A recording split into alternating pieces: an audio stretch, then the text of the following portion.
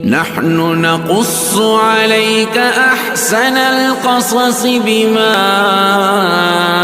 أوحينا إليك هذا القرآن.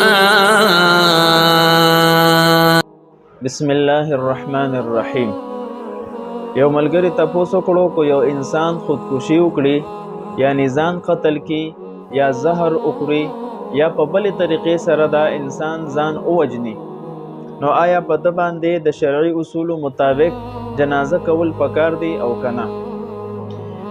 خودکشي کول اگر چې جرم عظیم دی او لوی ګناه ده، خو لیکن د اهل سنت والجماعت په نسبت باندې کو یو کس الله دې نه کې خودکشي وکړي، ځان اولی یا زهر اخوري یا په بل طریقې سره ځان قتل کی، نو بده باندې د نورو ګناهګارو مسلمانانو په شان بده باندې به هم د جنازې مسکیدل شي.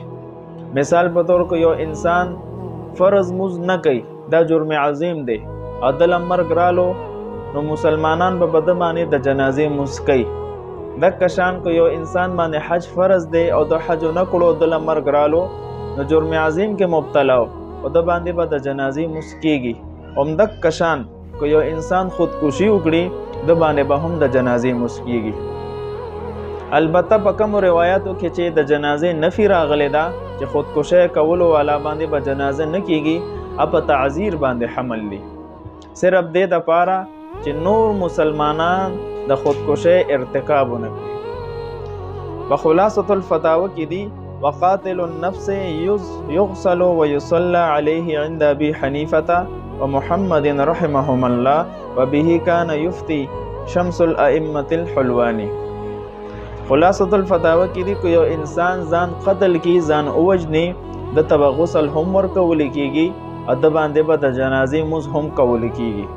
همدک مفتا به قول له همدک شان عبارت په فتاوی هندیه کې هم دی ومن قتل نفسه عمدا يصلى عليه عند ابي حنيفه ومحمد رحمهم الله وهو الاصح.